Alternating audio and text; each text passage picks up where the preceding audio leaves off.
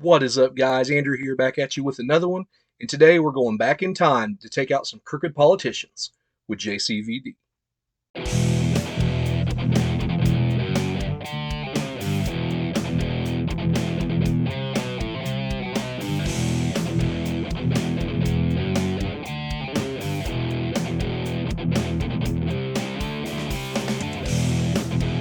So, guys, before we get going, Jean-Claude Van Damme was actually probably my favorite 90s action star. I mean, you had Seagal, and you still had Schwarzenegger and Stallone, but Van Damme just had a run there, from like 90 to 95, 96, where he was just putting out some amazing movies, especially from 92 to 95. You've got Universal Soldier, Nowhere to Run, Hard Target, this movie, Sudden Death. But the film we're going to talk about today is 1994's Timecop, directed by Peter Hyams, who did a little movie called Outland, which I really like. I'm probably going to review on this channel. And Peter Hyams brought along his set designer from Outland to do this movie several years later. And you can pretty well tell because, like, Outland was dingy and dirty.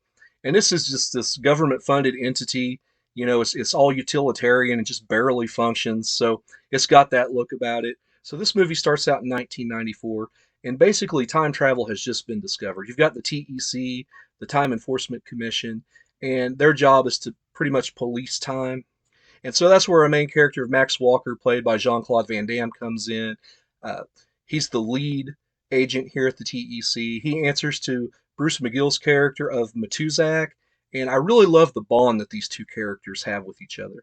Van Damme answers to Matuzak, but you can tell that they're friends. Like, there's this scene where Senator McComb comes in, and they both kind of know he's guilty, and Van Damme thinks there's somebody on the inside, and so he's kind of throwing that allegation out there, and Matuzak's like, "Well, he hasn't bought me."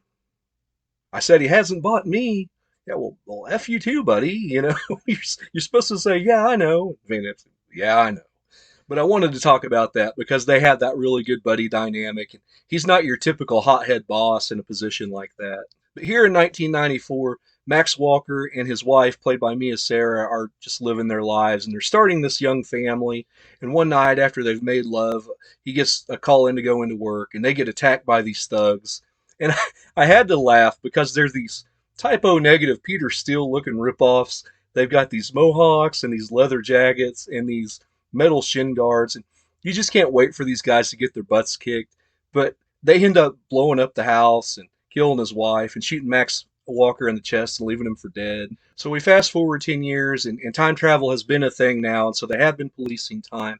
And you've got this presidential candidate, the Senator McComb, played by Ron Silver, who is amazing as a bad guy in this. And Van Damme movies are great when he has that great bad guy to play off of, like in Nowhere to Run, where he's got Joss Ackland, from Lethal Weapon 2, and Ted Levine.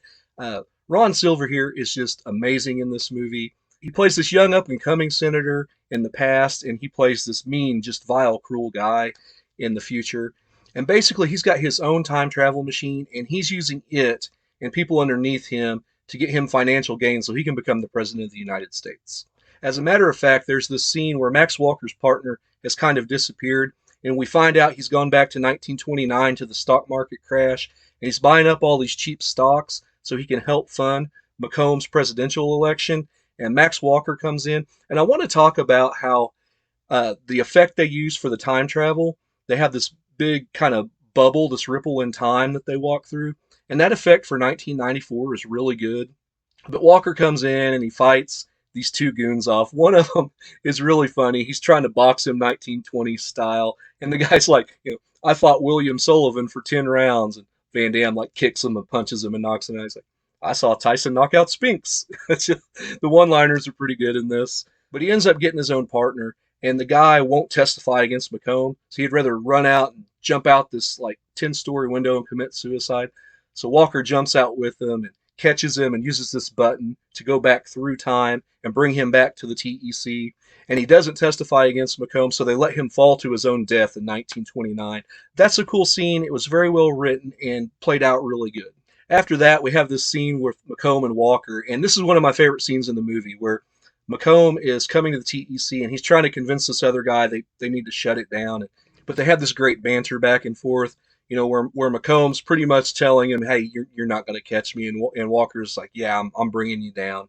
I haven't caught you yet, but I will." There's that awesome scene in this apartment where McComb sends some goons after Van Damme, and there's a pretty good knife fight there and some good choreography, and he takes one guy out, and the other guy, after this water bottle's been knocked over, pulls a taser on him, shoots it at him. Van Damme jumps off the floor and does his legendary splits on the kitchen countertops, and the guy just electrocutes himself.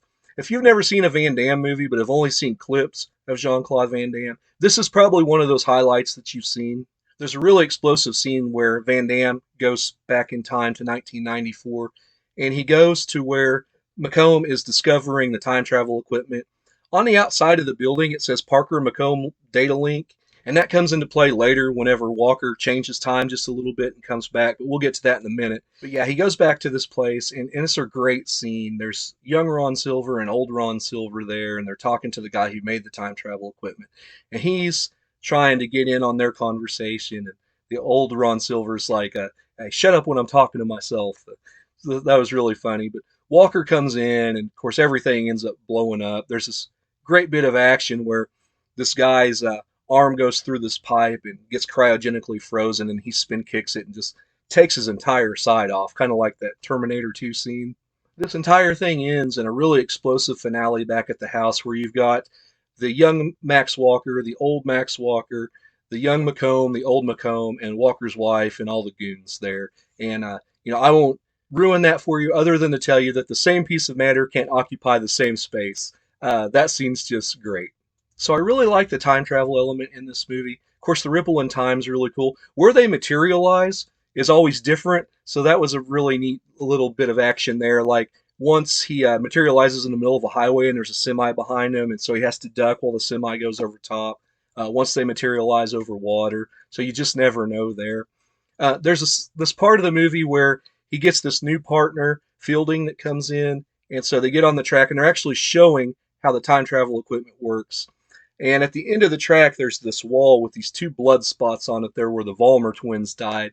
And so she's asking about that. And it's great. It kind of builds suspense, as they go racing along. And so I really appreciated that scene. All of Van Damme's martial arts are good. Like I said, the knife scene, and anytime he's taking down some goons, lots of spin kicks, some splits in this thing. He's really showing off his skill in here. The friendship with Matuzak is really cool. Like I said earlier, when he alters time and he comes back, things change sometimes. So, like when they first go out and it said Parker McComb Link on the time travel equipment, they come back after Parker got killed and it just says McComb Link. And I thought that was a really nice touch. But when he comes back that second time, his relationship with Matuzak has changed too because he's altered time. So Matuzak doesn't act like he knows him all that well and like, we're best friends, really? That was kind of an interesting touch. So as far as cons in this movie, the cars are awful. I don't know of too many movies, futuristic movies, where they got the cars right, and these are just terrible. I'll put a picture up if I can find one here. That's awful. There's nothing else that could be said about that. The effect there where McComb gets it in the end doesn't age all that well, but this is 1994 CGI, so you can't really get too mad at it, but it's kind of funny. And then there's that whole subplot with the character of Fielding, which I guess you needed that to where he finds out and gets the blood work, where he finds out that his wife was pregnant and goes off to save them. But I really didn't care for that subplot a whole lot, and I felt like it kind of drug down the movie a little bit. Like I said, it needed to be there, but it wasn't my favorite point of the movie. So would I recommend Timecop? Absolutely. If you're into action and martial arts and sci-fi, I think you're going to love this thing. And even if you're not, I think there's still enough elements there to keep your attention. I'm going to rate this thing a 7.3 out of 10.